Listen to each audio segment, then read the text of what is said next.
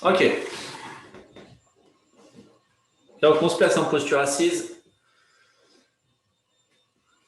Hein, et on ne le répétera jamais assez que la posture assise est un élément fondamental dans notre bipédie, c'est-à-dire que la posture assise doit refléter notre posture debout. Assis, en fait, on est debout au niveau du tronc.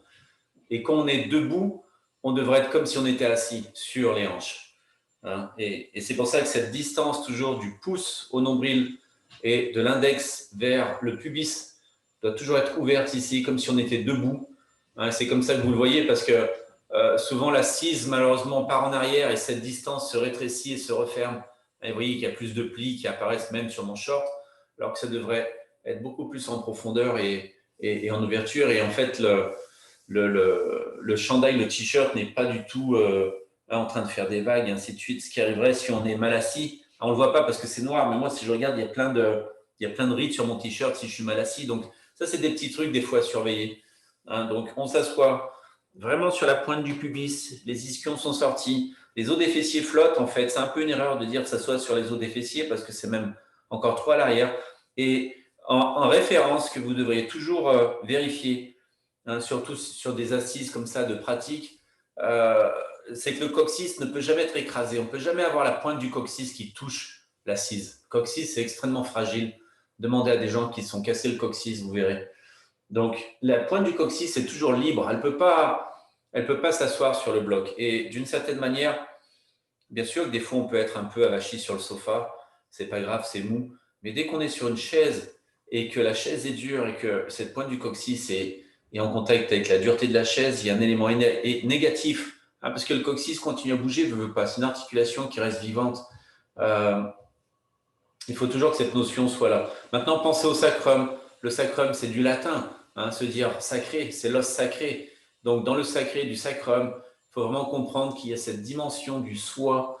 Hein, et le soi est vraiment dans les parties basses du corps, alors que l'âme est dans les parties hautes du corps. Et il n'y a rien d'impur parce que c'est dans les parties basses, au contraire. Ça veut dire que c'est là où se tient hein, tout ce qui est au niveau fœtal, au niveau du sacrum. Et c'est intéressant de voir que quand on est bébé, on est porté dans la cuillère du sacrum de notre mère qui ressemble à la paume d'une main hein, qui nous soutient, je veux dire.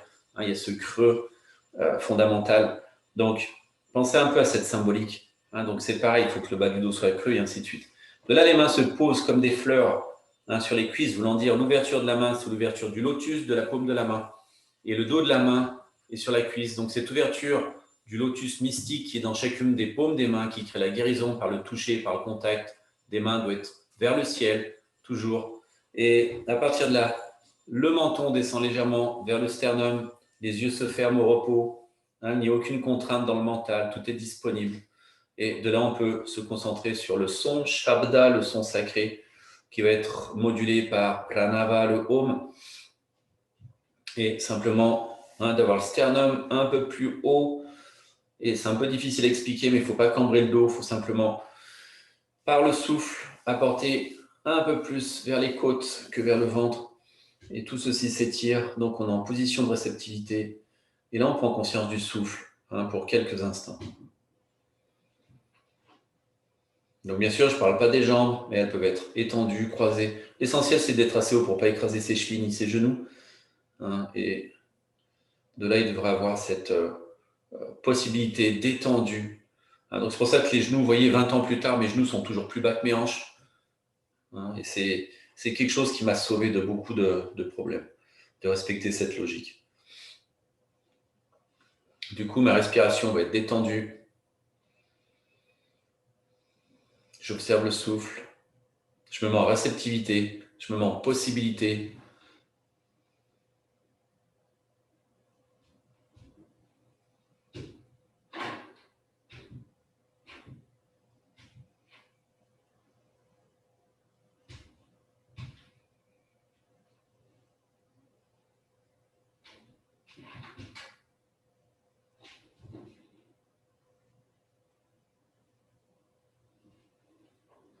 Et j'évacue de mon mental toute pensée qui n'est pas nécessaire à cet instant. C'est pas que je chasse les choses, c'est que je ne m'y intéresse pas, je ne vais pas vers le développement de cette pensée. Je vais au contraire vers la réceptivité profonde, d'un calme intérieur, d'une possibilité d'introspection, bien que l'environnement peut être agité, bien que mon mental puisse être influencé par cette agitation de cet environnement. Le soi, mon entité profonde, reste complètement neutre par rapport à tous ces mouvements. J'observe simplement.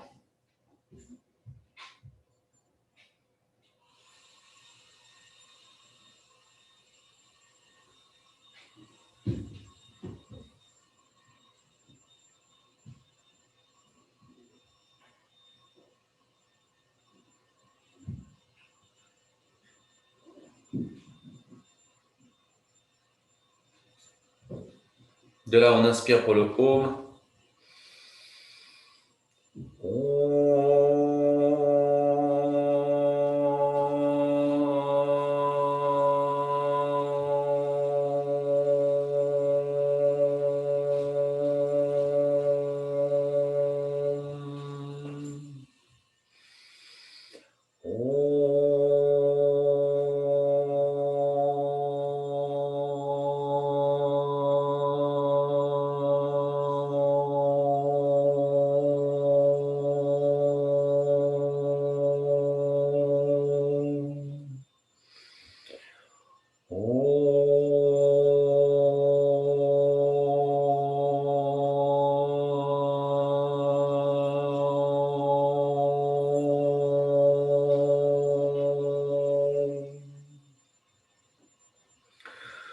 De là, on penche la tête un peu plus vers le cœur, on place les mains en position de prière, Anjali Mudra, union des forces opposées, des polarités, des dualités qui deviennent complètement équilibrées au centre de la colonne vertébrale et du cœur. On va pour le chant du début de cours. Si on ne le sait pas, on l'écoute. On inspire.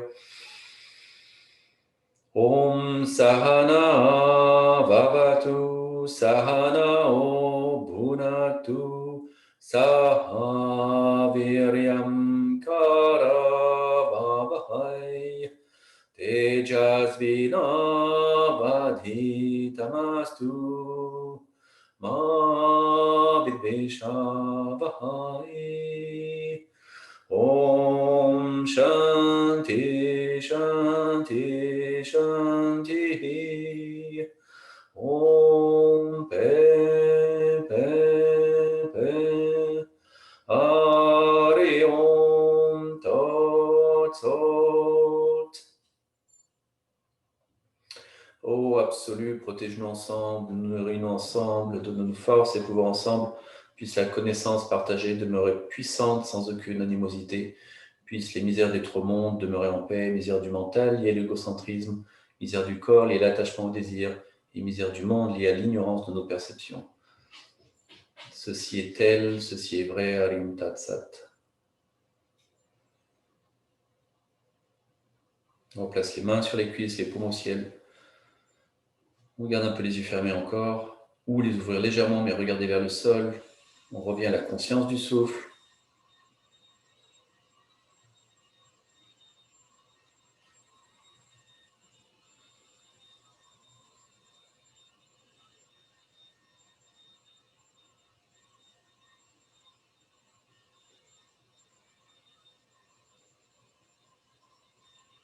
Et on redresse la tête. Ok, so commençons avec un peu de pranayama ce matin. On va faire les Kapalabhati. Donc, c'est la saison, c'est parfait. Donc, vérifiez si vos narines sont bien dégagées, parce que c'est un petit peu ça le problème souvent. Vu qu'il y a plus de mucus, il y a beaucoup plus de possibilités que le nez soit gêné. Donc, n'hésitez pas à vérifier. Puis après, bien sûr, la respiration forte par chacune des narines pour voir un peu ce qui se passe. Ok. De là, on va pencher la tête et on va commencer des respirations Ujjayi. Voulant dire, ça veut dire que je respire lentement du ventre à la cage thoracique, de la cage thoracique aux clavicules.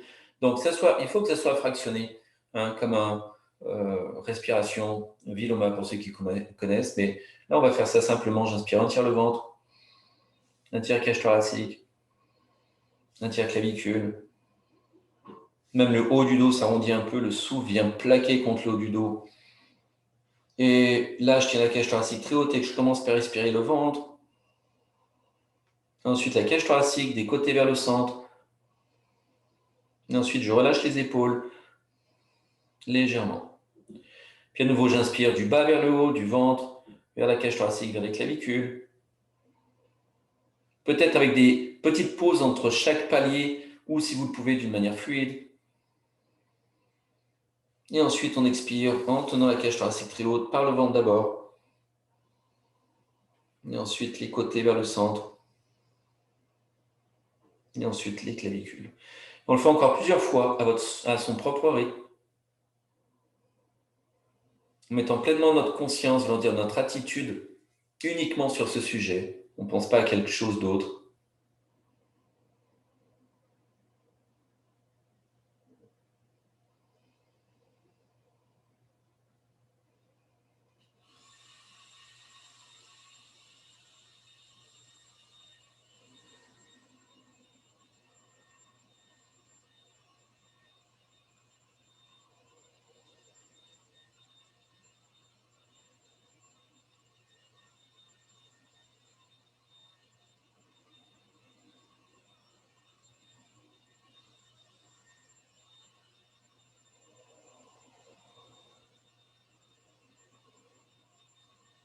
Et ensuite, à l'expire, on arrête le cycle, on redresse la tête.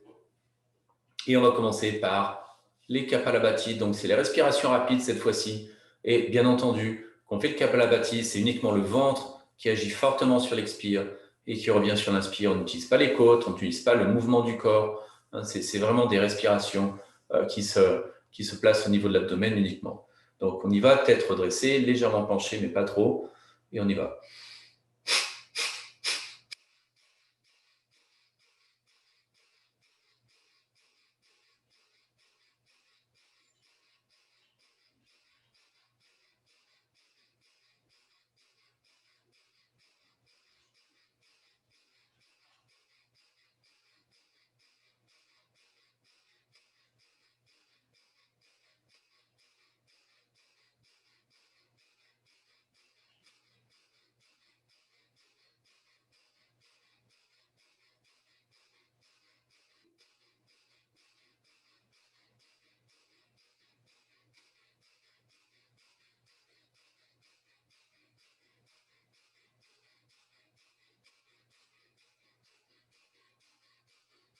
Et on relâche.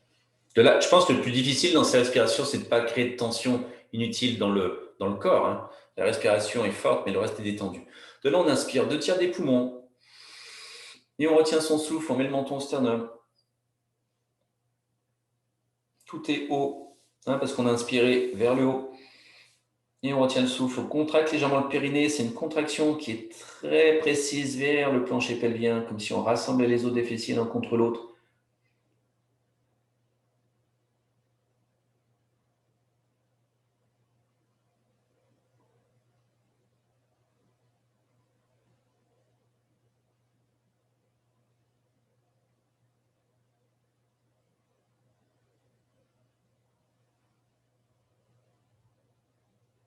Et on relâche, on inspire légèrement pour dégager la glotte et on expire complètement.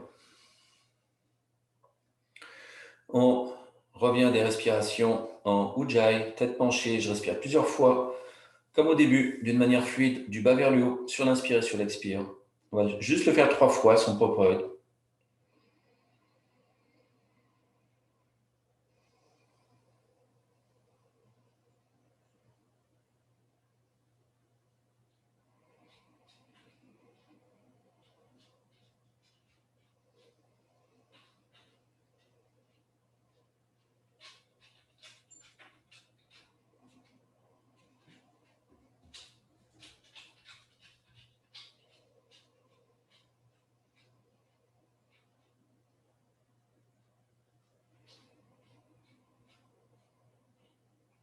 Et ensuite, on redresse la tête.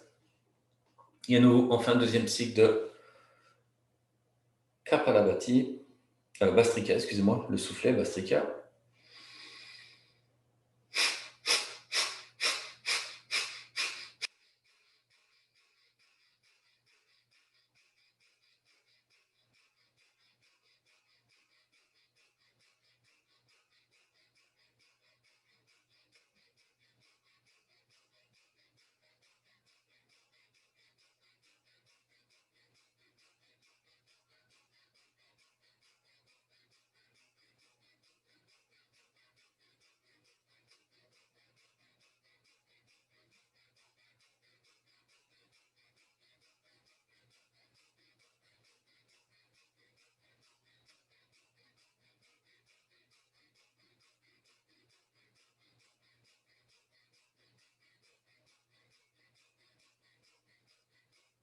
On arrête, on inspire de tir des poumons, on retient le souffle, on penche la tête, on contracte le périnée et la gorge, menton, sternum ou simplement tête penchée. On retient le souffle. Le reste du corps complètement détendu, épaules relâchées. Aucune tension dans les mâchoires.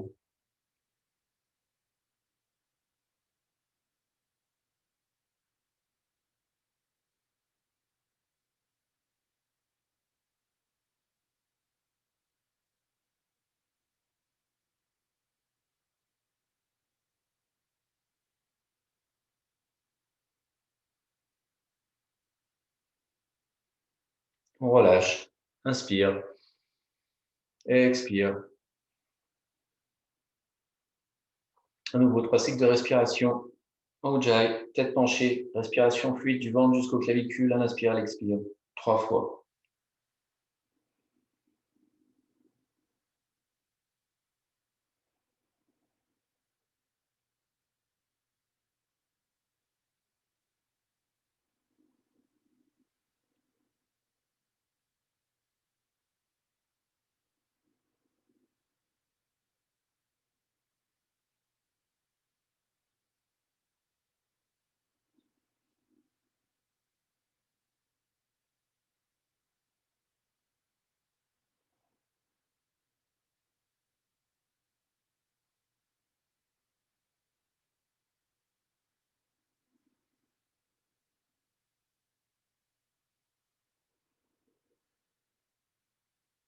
Et on redresse la tête. Ok, on va aller vers les Anuloma Viloma maintenant. Donc, la respiration narine alternée. Donc, je le rappelle, le mudra pour Anuloma Viloma, c'est de placer l'index, le majeur sur la paume et d'avoir le pouce et l'annulaire qui se touchent pour aller pincer délicatement les narines. L'auriculaire, le petit doigt, va être collé à l'annulaire. Et ça, c'est très important parce que si vous pressez de cette manière contre les narines, vous allez écraser le nez. Il faut pincer légèrement, comme deux petites pinces de crabe qui viennent l'une vers l'autre et non pas comme quelque chose qui est un pressoir et qui colle sur la narine. Et ça, c'est très important. Et c'est juste en dessous de l'os du nez, c'est pas au bord du nez parce qu'il y a trop de mucus. C'est vraiment ici où les voies respiratoires sont plus larges, un peu plus dégagées, et non pas l'entrée où c'est beaucoup plus de mucus parce que les poils, bien sûr, du nez vont arrêter la poussière. Donc, juste en dessous de l'os du nez, ça, c'est très important de placer, le coude se soulève, on serait capable de tenir l'espace d'une petite balle de ping-pong sous l'aisselle et non pas d'écraser complètement, et l'espace du poignet légèrement en flexion. De là, on inspire par les deux narines, on retient le souffle, la tête est penchée, et on expire lentement par la narine gauche en bloquant la narine droite.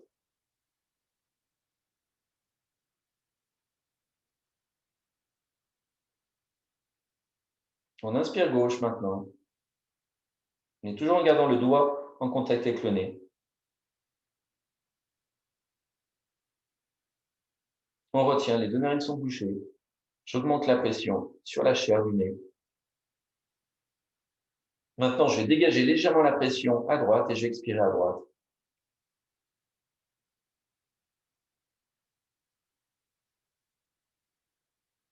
Puis j'inspire droite.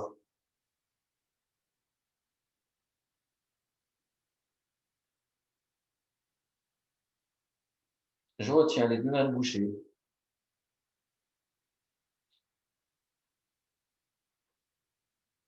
Et j'expire lentement à gauche en enlevant la pression sur la narine gauche.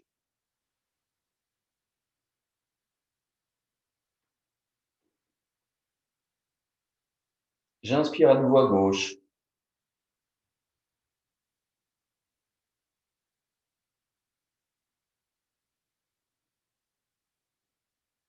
Je retiens.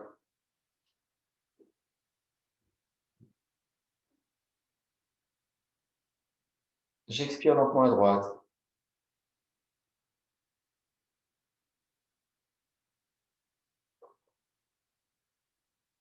J'inspire droite.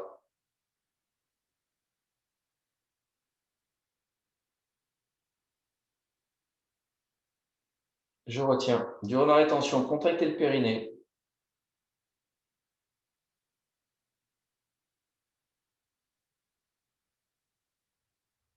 Et on expire à gauche.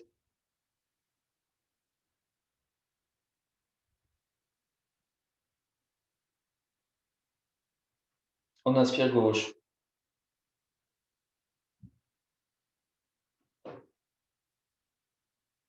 Rétention.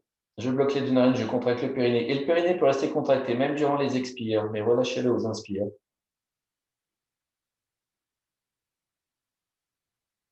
J'expire à droite. Gardez le périnée engagé.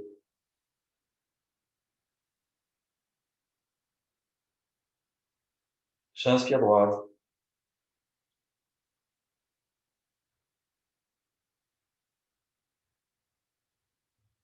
Je retiens.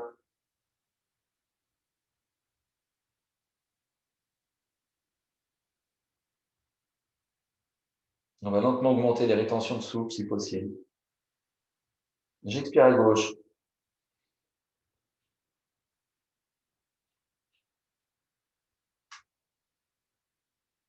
J'inspire gauche.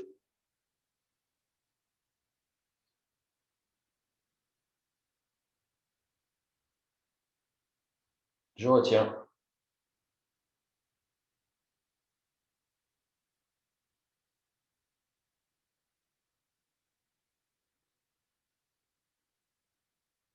J'expire droite.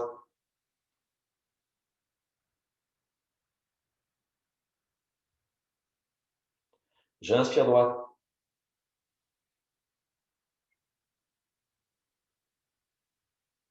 Je retiens.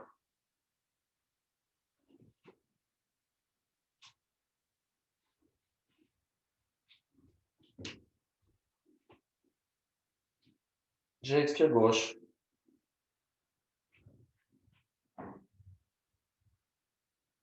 Et continuez par vous-même, à votre propre rythme.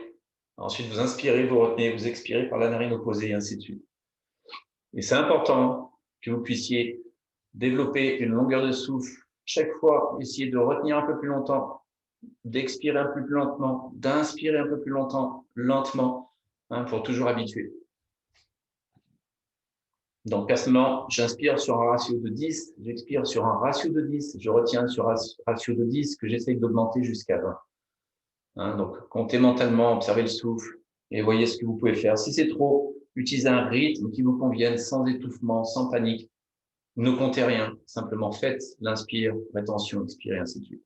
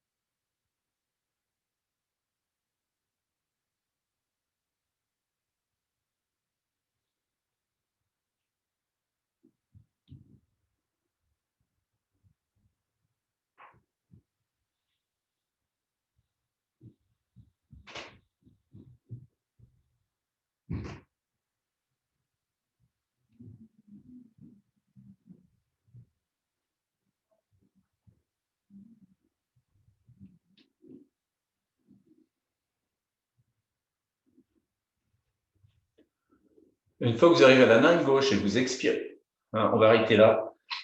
Donc, quand vous arrivez à la narine gauche, relâchez les mains, allongez-vous en Shavasana, mais terminez votre cycle. Ne le faites pas juste parce que je viens de le dire. C'est vraiment quand vous arrivez narine gauche, vous expirez. Allongez-vous, Shavasana.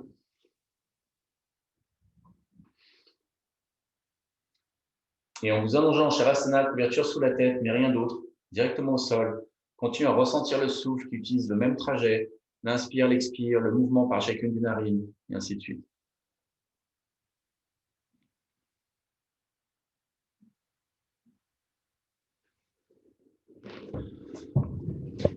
Voilà, donc ressentez simplement, n'utilisez pas les mains, ressentez simplement le souffle qui est encore comme l'exercice.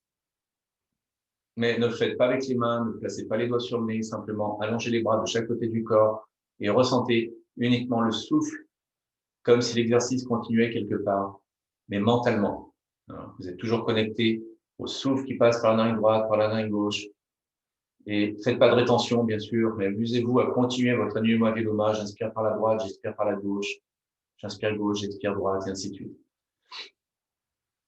Et ça, c'est important parce que ça va donner une certaine cohérence à votre conscience, où chaque exercice ensuite est mémorisé au cours de la journée et tenu comme étant une qualité d'attention, qualité de réceptivité, et non pas juste on fait des exercices et on oublie ensuite pour le reste de sa journée. Ceci nous permettra le contrôle des sens, le contrôle du mental, la capacité même de pouvoir être dans une forme de réceptivité profonde et complètement nécessaire.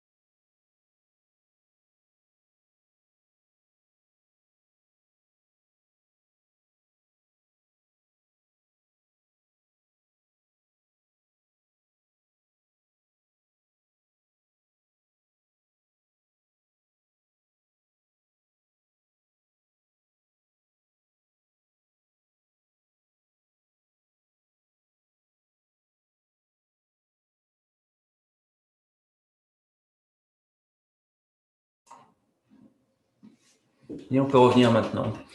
On remue légèrement le pied droit, le pied gauche. La main droite, la main gauche. La tête à droite et à gauche.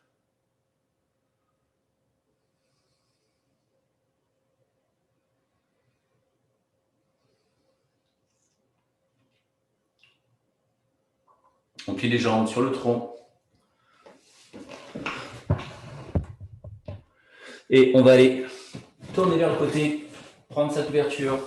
Et on va passer dans les mouvements du chat avant de passer dans les étirements des ischio-jambiers, puisque les mouvements du chat eux-mêmes sont un peu une nécessité pour le passage du bassin, même si on fait la Adho Mukha Svanasana ou Supta Padangusthasana après, qui est un petit peu plus de possibilités par rapport à ça. Et je pense que les mouvements du chat sont toujours bienvenus le matin, parce qu'oubliez pas, c'est vraiment la qualité même de circulation des fluides dans votre colonne vertébrale.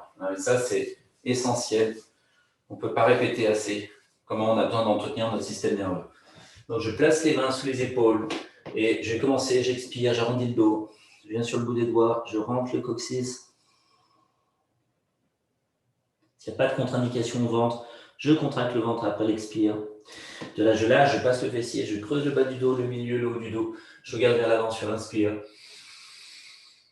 Et expire, je passe. Inspire.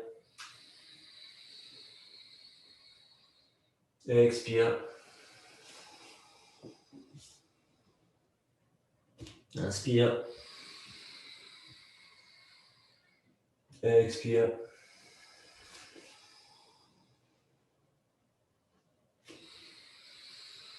Et on relâche. On passe maintenant la jambe droite vers l'avant et le bras gauche. Et on va dans nos torsions. Inspire, expire, je tourne. Donc jambe droite, bras gauche. Toujours les polarités, les opposés. Et je repasse.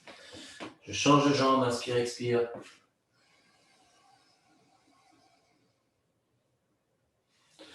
Je repasse. Je change de jambe. Inspire, expire.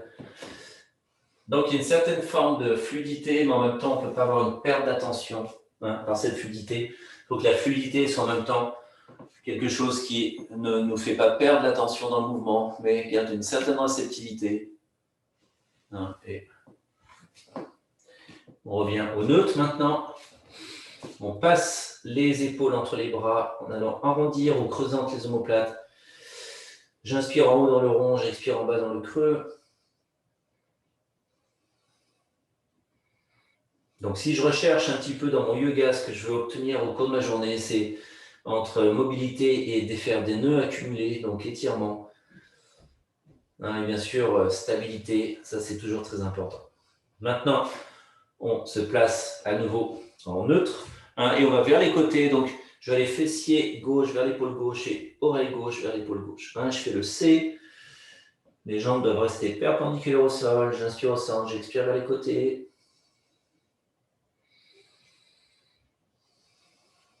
Et à nouveau, j'inspire au centre, j'expire vers les côtés.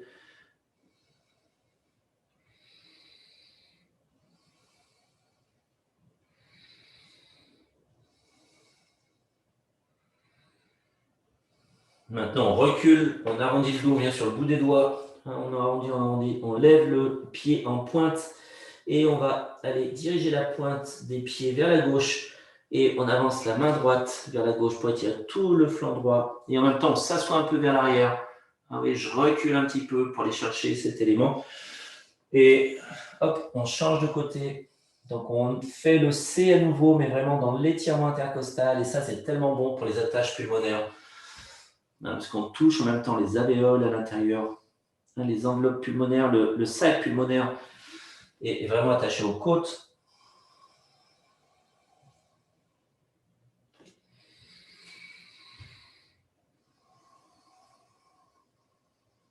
Et on revient au neutre. Donc là, maintenant, on va, vous le savez, dans les étirements des cuisses, donc prévoyez la sangle si nécessaire, puisqu'on va passer sangle et bloc si nécessaire. On va placer la jambe droite en avant, on l'ouvre énormément, latéralement.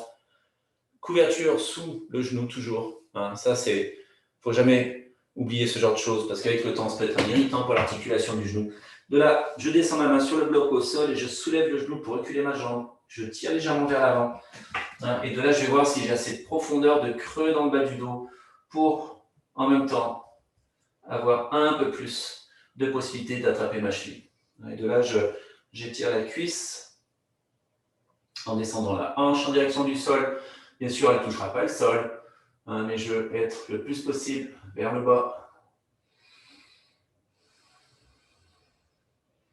Si je suis plus avancé, je saisis mon pied, que j'amène au sacrum, et je descends talon vers le sacrum, et je tire un peu vers moi.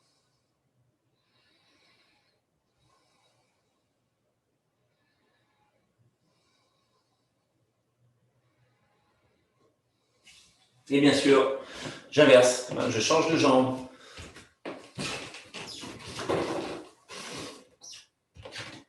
Je vais avoir la jambe gauche en ouverture, la main droite au sol. J'étends la jambe vers l'arrière. Je tourne, j'ouvre le buste. Vous voyez, le buste est pleinement ouvert. De là, je vais être capable de tirer un peu le genou arrière vers l'avant, de plier ma jambe, d'aller chercher ma cheville.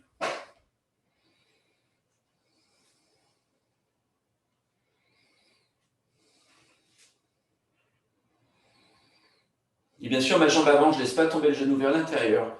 C'est toujours poussé vers les lignes externes. Je saisis le dessus du pied. J'amène le talon au sacrum, je descends. Je tire un peu le genou de la jambe arrière vers l'avant. J'étire ma cuisse.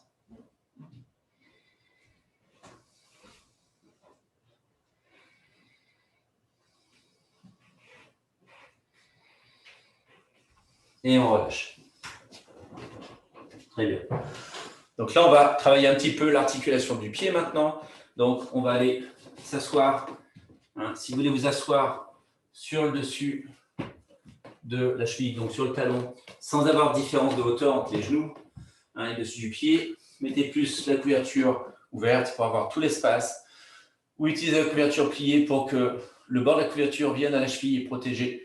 Et on s'assoit en Vajrasana pour assouplir un peu plus les chevilles. Et bien sûr, mes talons sont vraiment en dessous des os des fessiers.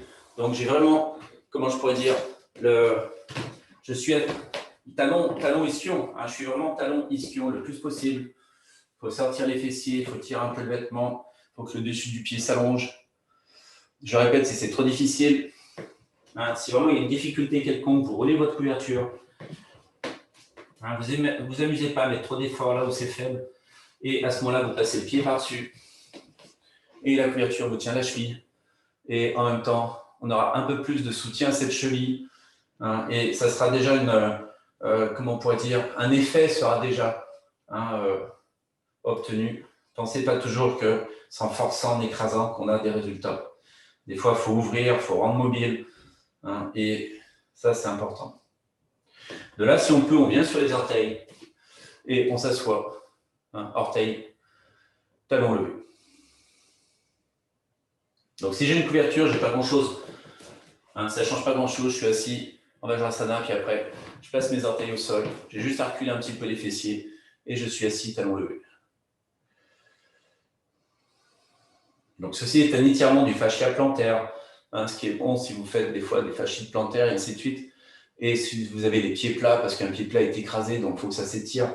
Mais le bénéfice principal, ce sera si on a un pied qui est trop léthargique durant la journée et malheureusement pas assez actif sur des terrains adaptés. On ne marche pas assez pieds nus dans la nature, ce qui est le cas dans notre pays.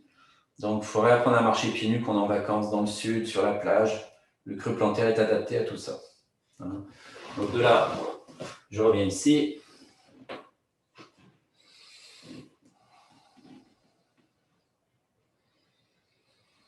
Et n'oubliez pas, quand chien tête en bas, cet étirement du pied est réel, on le sent dans la voûte plantaire. Il y a quelque chose qui se passe. Donc des fois, c'est bon de faire ce genre d'exercice juste avant. Je suis ici et hop, je repasse ici sur mes orteils. Si vous êtes plus avancé, vous passez votre bassin, vous venez bras tendus, genoux levés. Et si vous avez envie d'essayer de ne pas placer les mains au sol, de le faire directement bras tendus, vous descendez, vous remontez, toujours en passant le bassin en premier. C'est la coxo-fémorale qui fait le mouvement. Si vous n'y arrivez pas, bien sûr, utilisez vos mains au sol, parce qu'on parle d'être quand même en appui sur les orteils et d'avoir beaucoup de mobilité, mais beaucoup de poids. Donc, il faut protéger quand même. L'exercice ne devrait pas amener un problème qui n'existe pas. De là, on redescend. De là, on se place. Du coup, on retrousse les orteils comme on vient de le faire. C'est un peu la logique de ces exercices, en fait. Et je vais passer par le bassin pour un chien tête en bas. J'allonge le dos le plus possible. Et je vais essayer d'allonger les jambes. Donc, ça sera ça qui remplacera un petit peu Supta. Comme Angushtasana aujourd'hui, c'est directement chien tête en bas. Si c'est trop raide dans les jambes, écartez un peu plus les jambes. Plus les jambes sont serrées, plus l'étirement est fort. Plus vous les ouvrez en distance, moins ça sera fort. Plus ça sera adapté. Donc, pensez-y. De là, j'étends bien mes jambes, fessiers levés. Je pousse dans le sol, j'allonge le dos. Les aines sont creuses. Si vous avez des tensions dans les hanches, ouvrez un peu les pieds vers l'extérieur. Autrement, gardez les parallèles pour étirer vraiment le centre du mollet.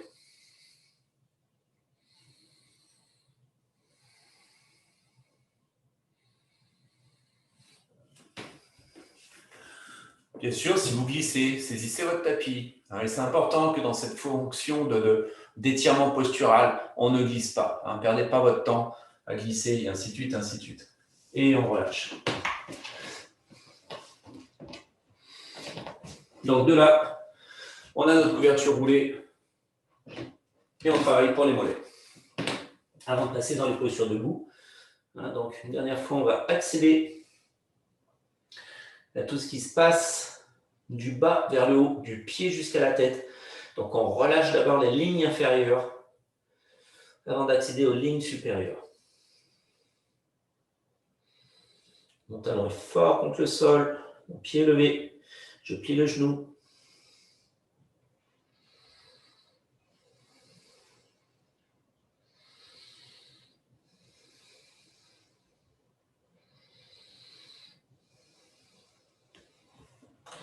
Je passe l'autre jambe, je plie le genou.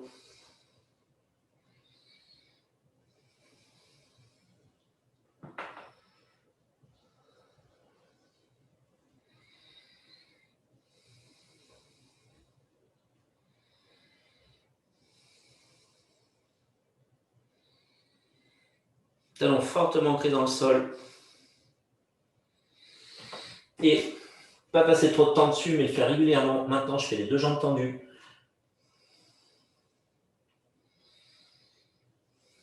Bien sûr, je peux avoir deux blocs sous les mains si la terre est trop basse. Ou passer les mains sous la couverture, comme si j'utilisais ça comme une sangle. Et je tire un peu sur ma couverture pour allonger le dos vers le bas. Je saisis un peu, mais je ne force pas. Ce sont des directions.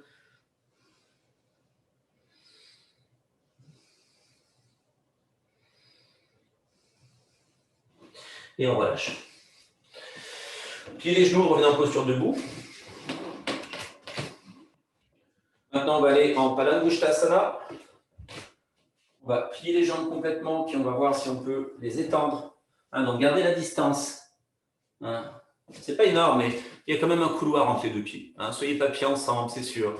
Gardez cette distance, c'est important.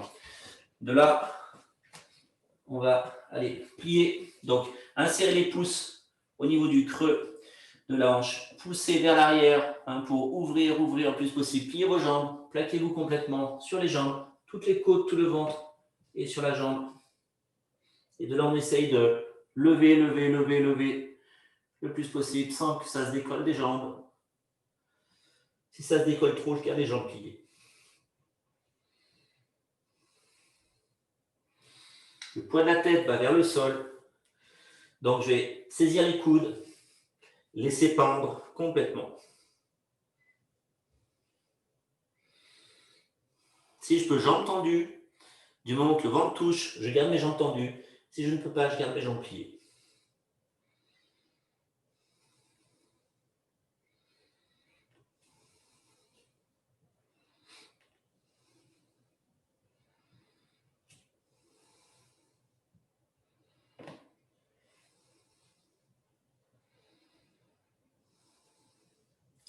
Si vous êtes un peu plus avancé, vous allez délier les bras, glisser les mains sous le pied.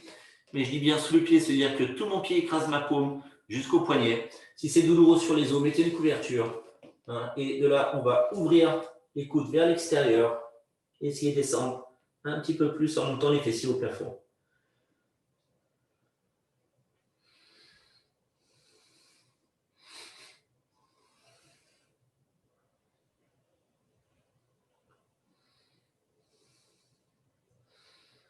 Je contracte mes cuisses, je remonte mes rotules. Et je relâche. Là, on revient, on plie les genoux. Il faut qu'on voit les orteils en avant des genoux. Et on tend les bras pour aller dans Utkatasana, la chaise. Mais je creuse, j'envoie les fessiers loin vers l'arrière. Respiration profonde.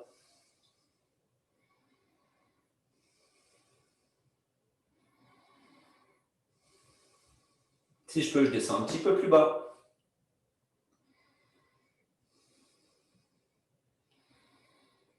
Et je force sur les jambes, je monte.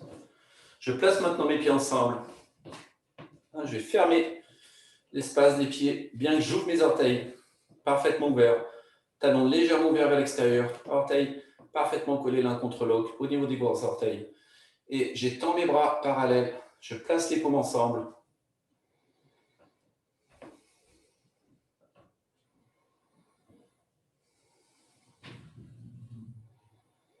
Et je relâche. Okay, on place les mains en posture prière. Anjali Mudra. On trouve son aplomb. Donc ça, c'est notre Shavasana. C'est tombez pas endormi debout, je veux dire, mais c'est un peu notre repos. Donc, cette ligne du pouce ici, hein, cette ligne du pouce se place sur mon sternum et je pousse vers le haut. Donc, quand mes deux pouces sont sur le sternum, je monte le sternum en poussant un peu vers le haut, mais en descendant les coudes vers le bas et les épaules.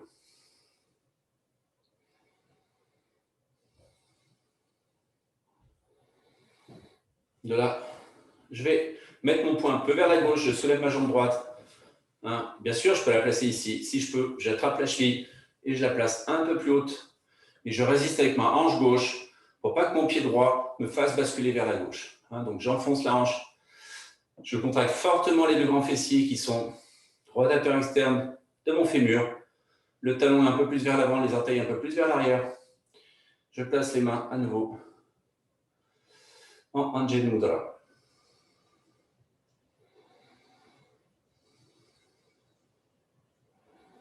De là, je monte les bras.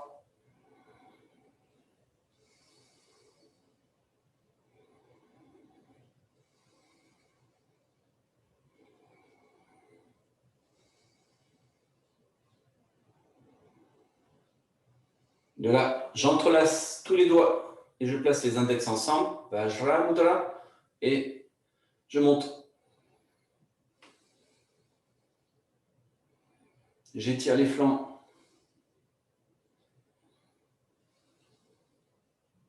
Et je relâche. Changer de jambe veut dire la ramener vers l'avant, l'étendre d'abord et l'ouvrir. Hein. Ouvrez jamais de côté parce qu'il y a trop de mouvement pour revenir dans la hanche et dans le genou. De là, je passe ma jambe gauche. Et là, il va falloir que je fasse attention de bien surveiller à droite que ce n'est pas en train de partir par là. Donc, j'enfonce la hanche droite et je place les mains. Je contracte fortement les deux grands fessiers. Les mains sont toujours en Anjali Mudra.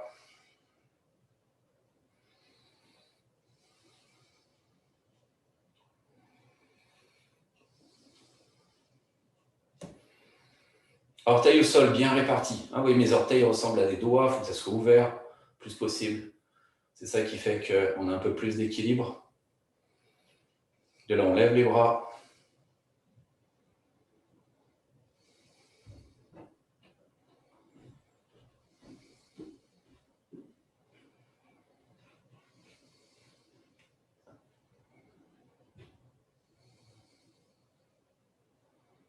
De là, on entrelace les doigts, mais juste les index pointés, Vajramudra. Et on étend comme si on était attaché par les poignets et qu'on tire vers le ciel. Donc, laissez les épaules monter. Descendez pas les épaules loin des oreilles. Au contraire, le bras est levé, l'épaule monte. Les omoplates vont monter. Étendez toute la surface du dos.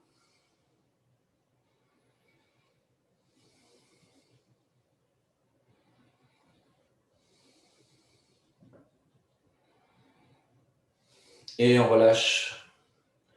Dégager la jambe, je le répète, c'est la ramener vers l'avant, l'étendre et la replacer. Ok, très bien. Donc maintenant, on va aller, bien sûr, dans les guerriers. Donc, on va étendre les jambes de chaque côté pour avoir un peu plus de possibilités au niveau des guerriers. Donc, je vais ouvrir les jambes de chaque côté et je vais aller chercher ici le plus possible. Donc, la hanche vient à l'intérieur. Cette jambe va se plier. Et de là, je vais être un peu plus en capacité de descendre et d'aller chercher ici ma posture.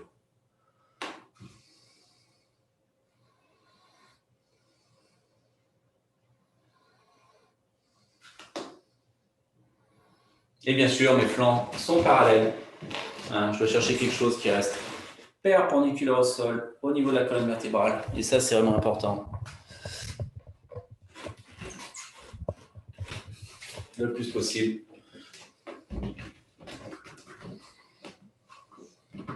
La hanche s'enfonce ici. On relâche un peu la posture, on revient, on passe les hanches. Ceci s'allonge tout de suite. Je passe le bras, peut-être la main sur le bloc, peut-être au sol. Et à nouveau, j'allonge. Uttita Parshva Konasana.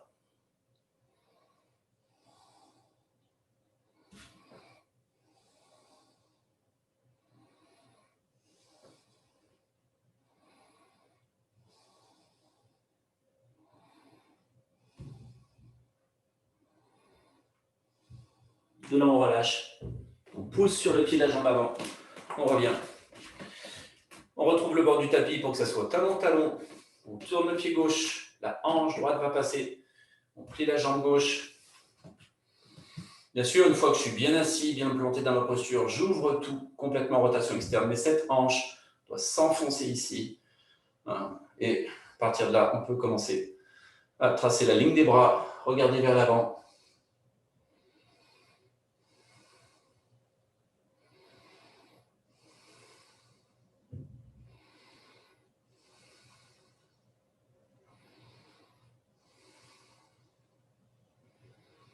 On relâche un peu la jambe, passe la hanche et on va placer le bras au sol.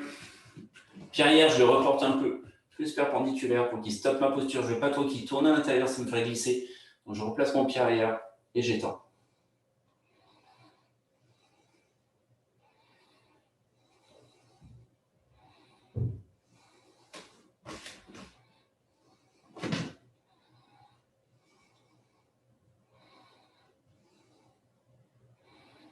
On pousse sur la jambe, on revient et on repasse. Donc on va aller travailler un peu plus les équilibres, vu qu'on a commencé avec la posture de l'arbre. Donc ça va être l'occasion de pouvoir aller dans, bien évidemment, la demi-lune. Donc dans ce sens-là, c'est sûr, si j'ai besoin d'un peu plus d'équilibre, je vais avoir un bloc. Si j'ai besoin de plus d'équilibre, je vais avoir le mur même pour me placer contre le mur. Et bien sûr, dans la demi-lune, la difficulté, c'est de tenir les chevilles égales. Pour dire, je ne veux pas qu'elles soient en train de trembler, ainsi de suite. Donc, je ne veux pas qu'il y ait de micro-mouvements dans ma cheville. Donc, si j'ai les pieds plats, par exemple, ça peut arriver. Des fois, ce n'est pas que le pied est plat, des fois, c'est qu'il est instable. Et il s'écrase sur la voûte plantaire comme un pied plat. À ce moment-là, il faut prendre une couverture, écraser la pointe de la couverture avec le bord du pied. Si vous ne marchez pas votre pied dessus, c'est un tiers de votre pied qui est sur la couverture. Donc, c'est vraiment le bord, le dessous ici, qui va sur la pointe. Et de là, quand vous allez dans la demi-lune, vous verrez que vous aurez un peu plus d'accès à moins tomber sur l'intérieur du pied. Donc ça peut aider. Bien sûr, si ça ne vous aide pas, si ça vous gêne, ne le faites pas.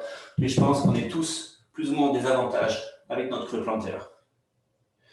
De là, je m'enlève la jambe arrière, rotation interne de la hanche. Les orteils se lèvent. Je regarde si je vois mes orteils. Je pousse fortement avec le pied de la jambe arrière. Je monte peut-être le bras.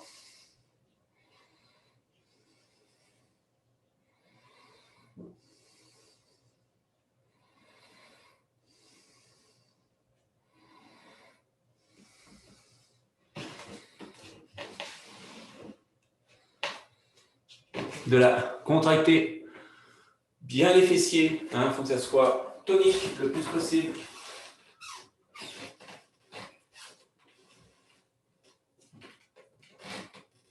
Et il faut que ça soit vraiment quelque chose qui vous tienne.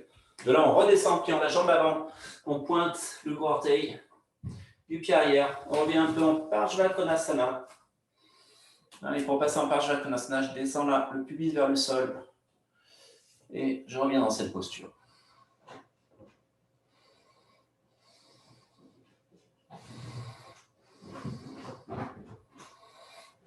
Donc, c'est ma posture de départ et c'est ma posture de retour. Donc, je replace ma couverture. Personnellement, j'en ai pas vraiment besoin, mais j'aime bien des fois jouer un peu avec des principes qui me remettent sur c'est quoi mon équilibre, comment je trouve l'équilibre. Donc, je veux quand même vous inspirer à trouver des choses qui vous fassent toujours remettre en question votre équilibre, parce que les acquis sont dangereux, sous n'importe quelle forme, aussi bien sentimentale, relationnelle, professionnelle, personnelle. Il faut toujours faire attention aux acquis, parce qu'ils nous font croire qu'une fois qu'une chose est obtenue, elle reste telle qu'elle est, alors que lentement, elle se dégrade quelque part. Donc, il faut vraiment prendre conséquence de ça, prendre soin de ça. Donc, du coup, je dirais, même moi, des fois, j'aime bien revenir au bloc pour voir. Bien sûr, je ne le garde pas trop longtemps parce que si j'ai pas besoin du bloc, je peux être trop coincé ici. Mais j'aime bien revenir à une posture qui me redonne un peu d'égalité un petit peu partout. Puis, je vois si cette égalité reste dans mes flancs, par exemple, s'ils sont toujours égaux, même quand j'enlève mon bloc. Dire, ils sont toujours égaux, donc tout va bien, je prendrai le bloc.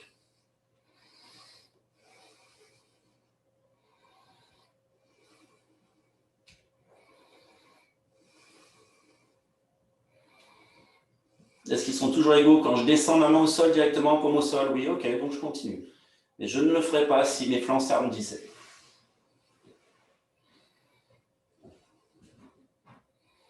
Là, je pointe le gros orteil du pied arrière. Je viens ici. Et vous voyez, je vais revenir à ma première posture.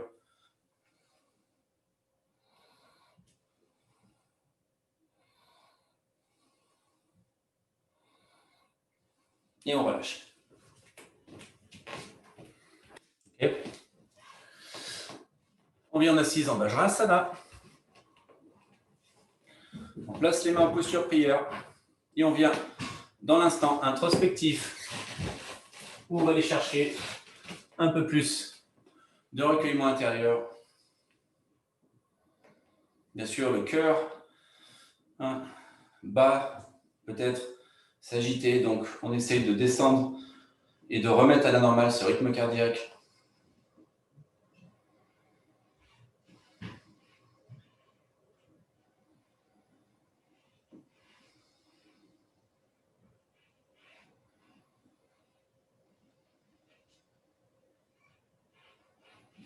Et je pense d'avoir une perception toujours automatique nous empêche de recevoir la profondeur des choses dans leur délicatesse. Donc, enlevons les automatismes, revenons à la conscience constamment, prenons des temps d'arrêt, observons les états intérieurs, extérieurs, sans aucun jugement.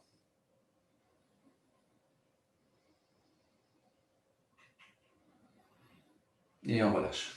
Très bien. Ok, maintenant vous utilisez notre couverture de notre manière. Votre couverture, vous la prenez dans ce sens-là et vous allez la plier une fois dans ce sens-là. C'est la couverture qu'on utilise pour s'asseoir dessus, par exemple, lorsqu'on a un bloc dans les flexions. Cette fois-ci, elle va nous servir différemment. Je vais le mettre en avant de mon tapis. Et je vais l'utiliser pour placer mon pied dessus. Donc, si je travaille au bord du tapis, je vais m'arranger pour avoir les talons, mais je place ma couverture. Et en ayant l'avant du pied levé, je vais voir si ça fait une différence dans la stabilité de ma hanche ici, pour aller dans Utthita Trikonasana. Donc, je vais tourner mon pied de côté et je vais commencer à pencher mon pied arrière. Quand je dis de côté, c'est mal dit. Je vais tourner ma hanche vers l'intérieur et mon pied vers l'intérieur en étant en appui sur le bord extérieur du pied. De là, je passe par ma hanche et je garde ce pied levé sur cette couverture. C'est sûr, peut-être ça augmentera un peu d'étirement, mais en même temps, la hanche sera un peu plus fixée et ça enlèvera des fois ce qui est désagréable ici, au niveau de la cheville, qui tire énormément parce que le pied finit par être pointé. De là, je plie ma jambe, je prends fortement appui sur ma couverture et je vais m'amuser à tirer la hanche vers l'arrière. C'est vraiment un mouvement où je pousse en appui sur ce pied. Vous voyez, là, je me place à amener cette ligne de cette jambe avant vers la hanche arrière. Et ensuite, je tends ma jambe. De là, je peux avoir mon bloc. Je peux aller main sur la couverture. J'allonge le flanc inférieur. Ou je saisis ma jambe, bien sûr, si c'est trop bas. J'ouvre le tronc. Je contracte la jambe arrière pour remonter la rotule. Donc, je la contracte par la cuisse.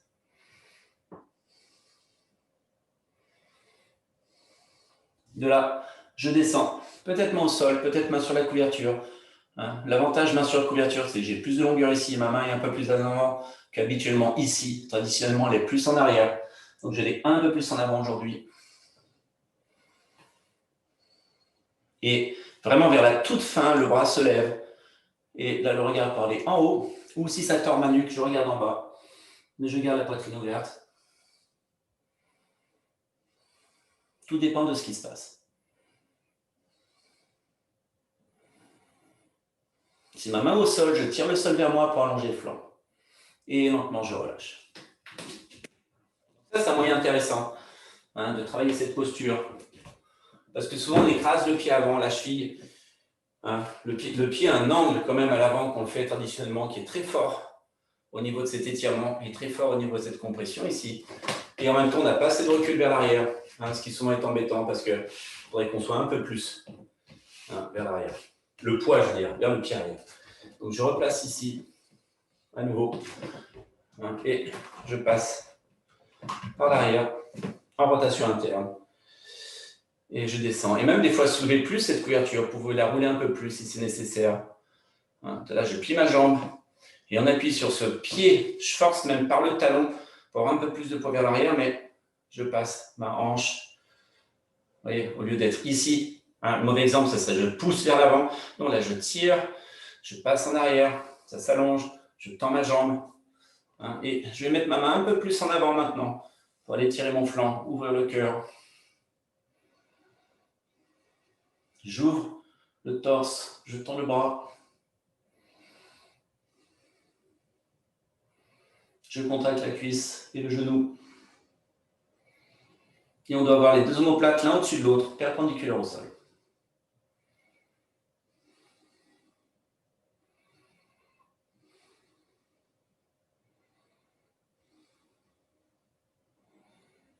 Et de là, on plie cette jambe et on sort de la posture. Ok.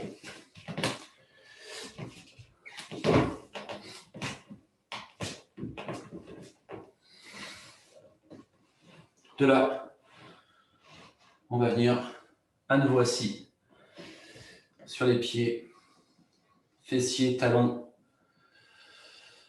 souffle ascendant, tête penchée vers le sternum, respiration en Ujjayi, ventre, cage thoracique, clavicule, paume vers le ciel. Et je pense que c'est ça qui fait la différence du yoga avec un sport, un acte sportif, c'est qu'on ne cherche pas à augmenter le rythme cardiaque, on ne cherche pas à augmenter l'effort, on cherche à le stabiliser, même des fois à le réduire pour que la conscience ne s'agite pas, que le système nerveux ne brûle pas et que le cœur ne soit pas en mouvement de contraction féroce qui devient stress même pour lui-même.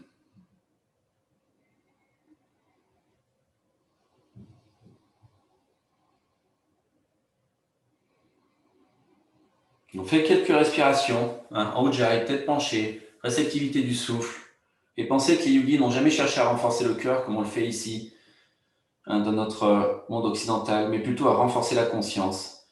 Alors que nous, on renforce le cœur la plupart du temps, mais on perd notre conscience.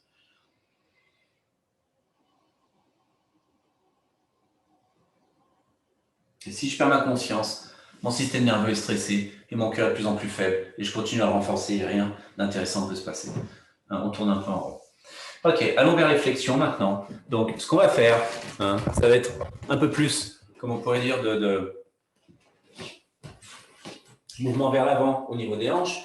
Donc, amusez-vous à placer cette fois-ci les couvertures et le bloc par-dessus les couvertures et non pas le bloc en dessous des couvertures. On va changer un peu la manière d'agir et on va voir ce que ça va pouvoir créer dans ce qu'on va rechercher. Donc, je peux avoir plusieurs couvertures et un bloc par-dessus ou juste une couverture, un bloc. Tout dépend de ce qui se passe. Je vais avoir ma sangle. Et le point de faire ça, c'est que maintenant, je peux, comment on pourrait dire, avoir un peu plus de possibilités. Donc maintenant, si vous avez deux blocs de plus, prenez-les, parce qu'on les passera de chaque côté.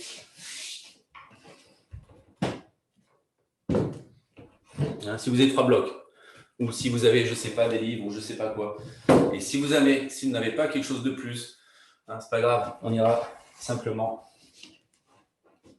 avec les mains doigts pointés. Si j'ai deux blocs de plus, ce qui peut être intéressant, c'est d'avoir un peu plus d'Andasana, et j'irai même des fois de monter un peu plus, d'avoir un peu plus d'effort à monter le dos et à allonger complètement la colonne vertébrale en essayant de plier vers l'arrière, d'ouvrir le cœur vers l'avant et en même temps de pousser vers le sol pour allonger le dos et bien sûr de voir ensuite à quelle hauteur je peux vraiment garder cet effort. Mais vu que je suis assis sur mes blocs et sur ma couverture et que je ne suis pas au sol, je ne peux pas dire que mes mains vont toucher le sol. Donc, j'utilise les blocs de cette manière.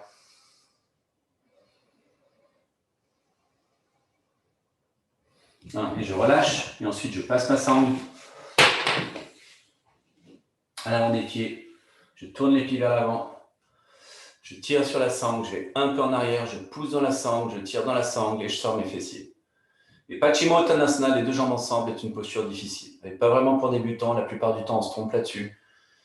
parce qu'on a deux difficultés à résoudre, voulant dire deux jambes, deux ischio-jambiers, qui empêchent la mobilité du tronc. Là, je vais tirer un peu plus sur ma sangle pour amener le talon vers l'avant. Donc, je fais une hyperflexion du pied pour amener les talons un peu plus vers l'avant. Et ensuite, je dégage la flexion en pointant légèrement les pieds.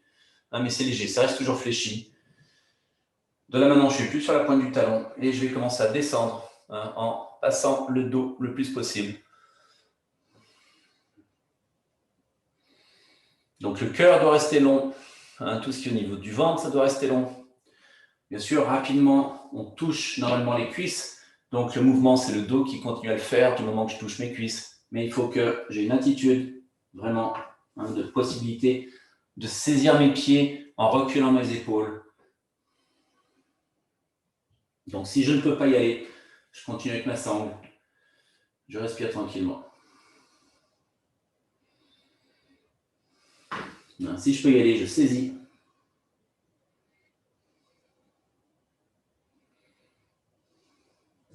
Je peux même amener les talons un peu plus en avant et tirer ensuite le sol vers moi. Et le bloc sur lequel je suis assis commence à se décoller du sol. Parce que mon poids est porté vers l'avant. Et je fais une traction avec mes pieds. Je peux même les pointer un petit peu plus.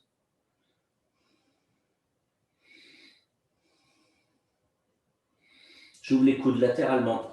Voulant dire, même si je suis avec la sangle très proche, mes coudes sont vers le côté, non pas vers l'arrière. Ce qui me créerait trop de pression ici, dans le rond du haut du dos. Je veux au contraire que ça s'ouvre, ça se libère, et non pas ça s'arrondisse plus. Et de là, il y a plus de résultats. Sommet de la tête s'allonge.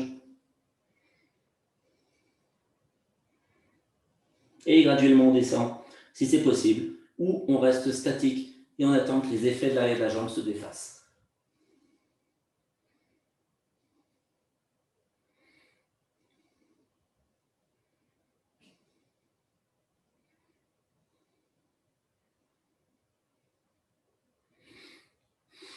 Et lentement, on revient. Maintenant, on va ouvrir sa jambe de côté, jambe droite, pour aller en Janushirasana. Donc, dégagez le mollet toujours. Mettez cette jambe perpendiculaire à cette jambe. Donc, vraiment, ouvrez pour que ça soit perpendiculaire. Et en même temps, quand vous allez descendre, il faut vraiment que ce soit ce côté qui passe vers l'avant. Voulant dire, vous faites presque avancer la jambe avant. Parce que si vous avez ça qui recule de ce côté-là, et vous essayez d'aller vers le pied, vous allez étirer ici de manière nocive, et ça ne peut pas déchirer. Donc ça vient, vous voyez ce que je veux dire, ce n'est pas la même ligne. Si vous regardez mon dos, je tombe en arrière et je tire sur une chose qui passe par l'arrière, parce que ceci n'a pas bougé vers l'avant. Mais si je passe avec ça, regardez comment le dos, gracieusement, vient vers l'avant en direction de la jambe. Et c'est ça qui change tout. Et regardez l'angle de mon genou aussi. L'angle du genou change. Je suis plus sur la même ligne. Ça passe. De là, j'ai beaucoup plus de facilité. Donc, faites-le quand vous le ressentez. Je vais passer ma sangle. Je pousse. Je garde les épaules égales, perpendiculaires à ma jambe avant. Il y a peu d'épaule qui tourne vers l'arrière. Donc, j'ai une rotation dans le tronc. Et cette rotation, il faut que je m'en méfie. Donc, c'est pour ça que j'amène cette jambe maintenant en rotation interne, comme si j'allais soulever son fessier. Donc, ça puisse passer un peu plus vers l'avant.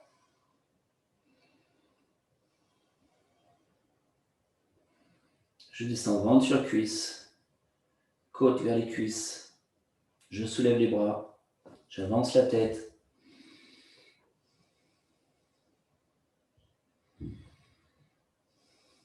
Donc, c'est un étirement plus profond parce que j'ai qu'une seule jambe. J'observe mon souffle, est-ce qu'il panique, est-ce qu'il est réceptif? J'observe mon mental, est-ce qu'il est vide ou est-ce qu'il est plein? Donc, je reviens à la conscience du souffle constamment et aux sensations corporelles.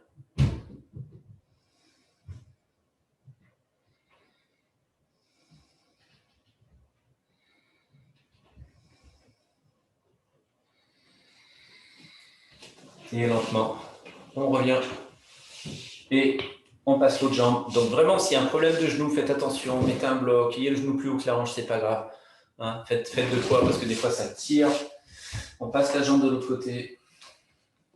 On peut bouger un peu le siège, l'assise de biais pour laisser passer cette jambe. On dégage le mollet. On trouve l'angle. hein, sans l'exagérer, bien sûr. Ce n'est pas un angle droit à 100%. Et je pense que la plupart du temps, l'angle droit vient plutôt de la jambe, hein, je suis plus convaincu que l'angle droit est ici plutôt que de là par rapport à ça. C'est plutôt ici la plupart du temps. Parce que si vous tirez trop ça vers l'arrière, il faudra faire extrêmement attention à ce qui se passe à nouveau dans le flanc et dans la tâche, hein, de votre sacro-iliaque. Je vais me placer ici. Je passe ma sangle. Je tire un peu plus sur mon pied pour le fléchir et dégager le talon. Et ensuite, je le pointe légèrement et je vais vers l'arrière. Donc, vous voyez, la ligne du fessier à l'arrière est quand même rebondie. Voulant dire, je suis vraiment assis à l'arrière de mon fessier. Ce qui fait qu'on voit que ça remonte vers le creux du bas du dos, et non pas que ça se place en dessous de la jambe.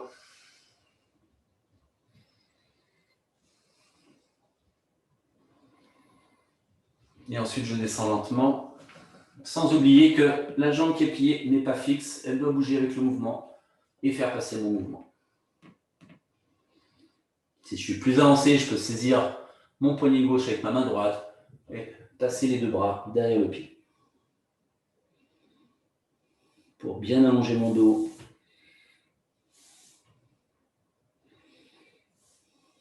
Le plus possible.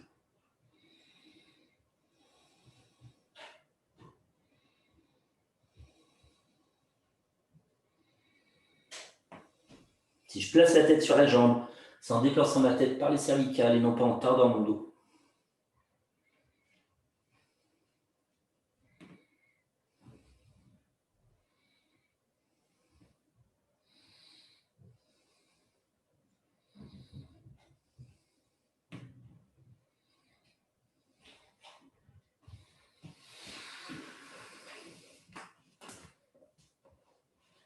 Non, il faut attendre, il faut toujours être réceptif à ce qui se passe, parce qu'il y a beaucoup de choses qui peuvent évoluer par respiration. Des fois, ça relâche un peu plus d'une respiration à une autre, des fois le dos se détend, des fois la flexibilité de la jambe arrive. Donc c'est pour ça qu'il faut être extrêmement réceptif à la lenteur et à la durée des fois, sans exagérer, sans forcer.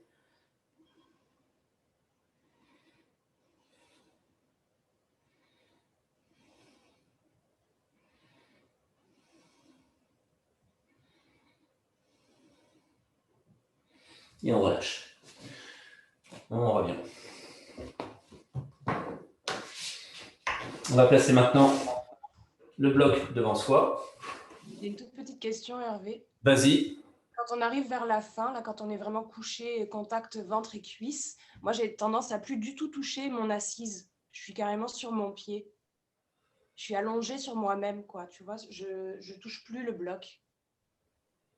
Tu comprends? J'ai complètement basculé. Mon bassin est tellement basculé vers l'avant que je touche plus rien.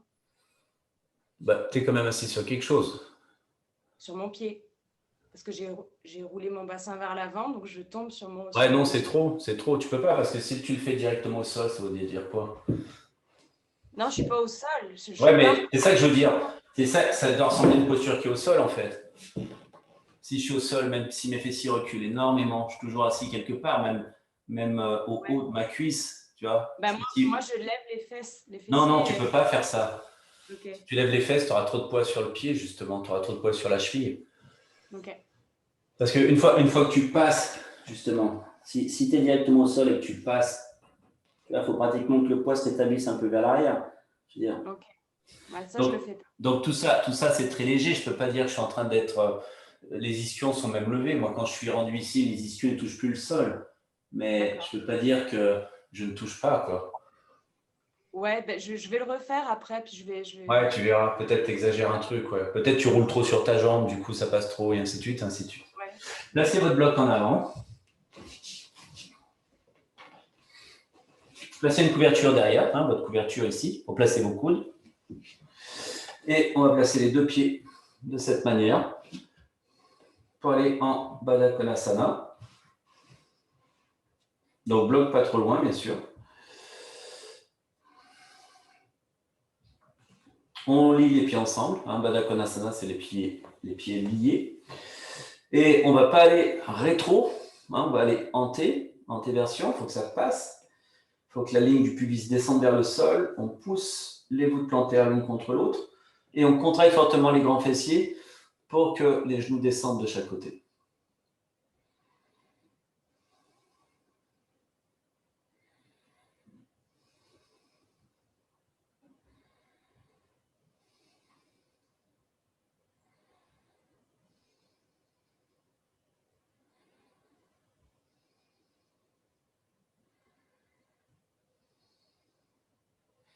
Maintenant, on va lever les talons. Donc, si vous n'arrivez pas à le faire, reculez le bloc, amenez le bloc vers le périnée, gardez les talons sur le bloc et mettez les orteils au sol. Et contractez fortement les grands fessiers. Enfin, fortement, on s'entend. C'est très dur de les contracter fortement parce que les jambes sont tellement ouvertes qu'on a l'impression que les grands fessiers sont plus actifs, mais je mets mon intention vers les grands fessiers.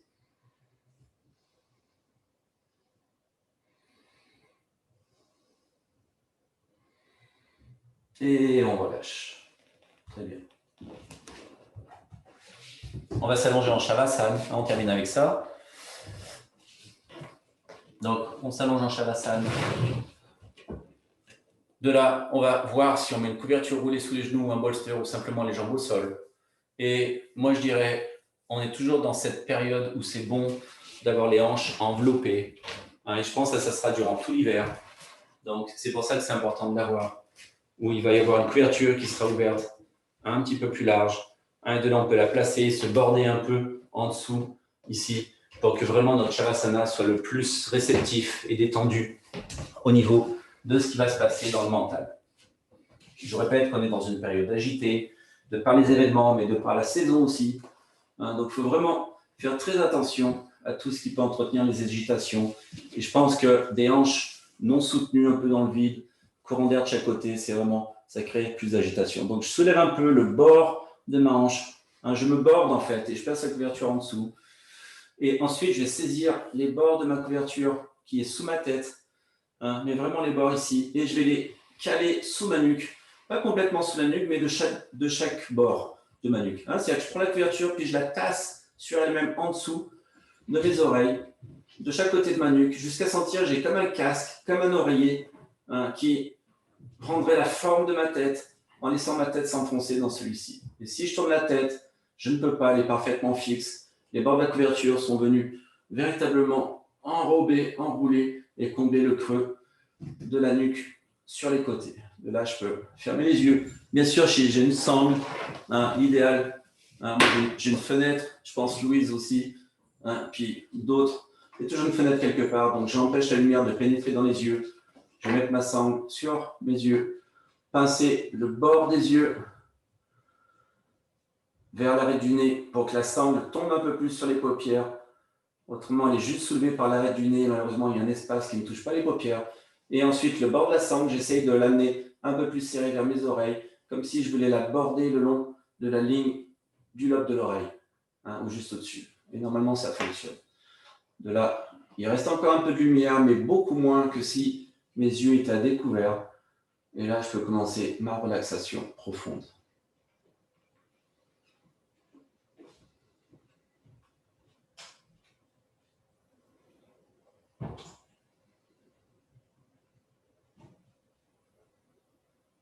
Je vais laisser le corps se détendre. J'imagine la structure osseuse très lourde qui s'enfonce dans le sol. Et en même temps, les viscères légères, les muscles lourds avec les os, mais tout ce qui est au niveau de la chair, des viscères et des organes extrêmement légers, complètement détendus, complètement réceptifs. Et je vais ressentir cette légèreté, cette lourdeur en polarité. Une partie de moi s'enfonce dans le sol alors que l'autre partie s'élève vers le ciel. Il y a quelque chose de... C'est pas une grande distance, c'est pas une séparation. C'est vraiment cette sensation de stabilité, de lourdeur dans les os et de légèreté qui se décolle des organes de la chair.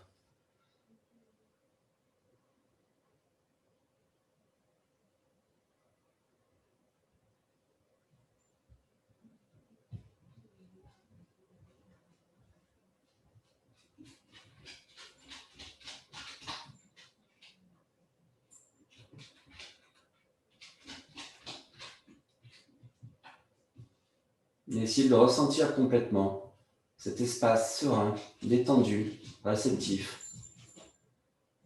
dégagé de toute possibilité de pensée ou de soucis accumulés, parfaitement détendu et dégagé. Détendez les pieds, détendez les cuisses, détendez les fessiers, le bas-ventre. Peut-être même contracter un peu les cuisses, relâcher, contracter les fessiers, relâcher, contracter le ventre, relâcher. Même fermer les mains en un point, serrer fortement et relâcher. Et laisser tout le reste se détendre au niveau du tronc, au niveau des mâchoires, au niveau du visage. Peut-être grimacer le visage pour quelques minutes, quelques instants et relâcher complètement. Revenez au neutre.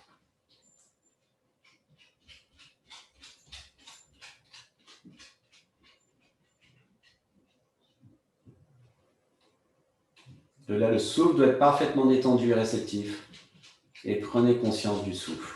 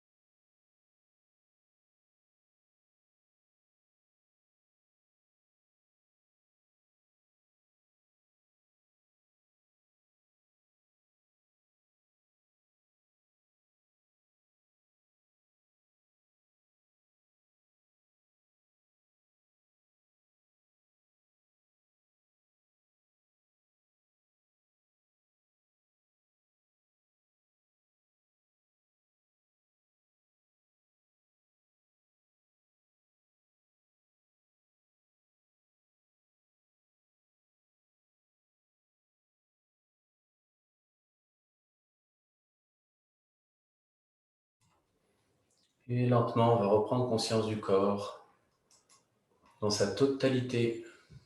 On reprend conscience du souffle, de sa position dans l'espace. On reprend conscience du ressenti. On remue légèrement le pied droit, le pied gauche. La main droite, la main gauche. La tête à droite et à gauche.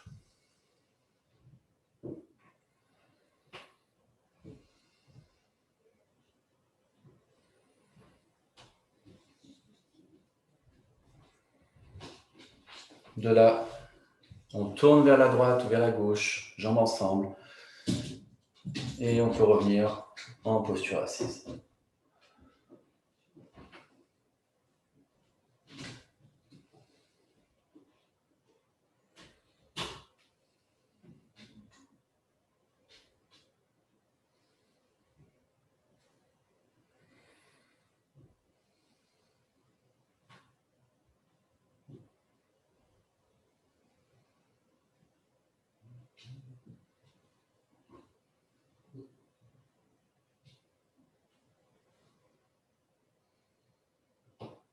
On ferme les yeux, on prend conscience du souffle.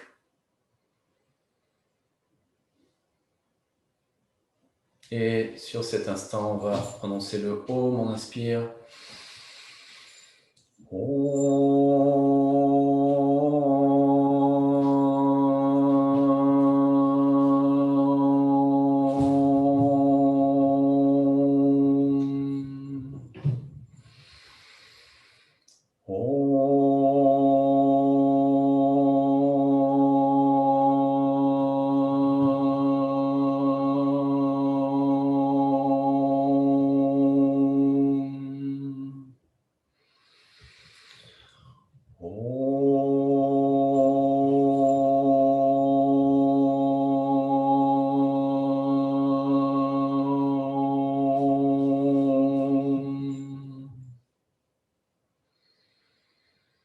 On prend conscience du son qui existe encore dans notre tête, bien qu'on ait arrêté de le prononcer. On prend conscience de la vibration peut-être, ou simplement de l'état dans lequel on est maintenant.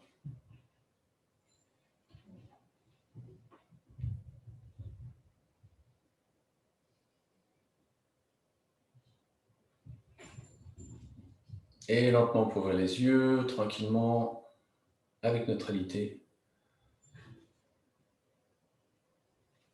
Et ceci termine notre rencontre d'aujourd'hui. Merci pour votre présence, votre attention. Namasté.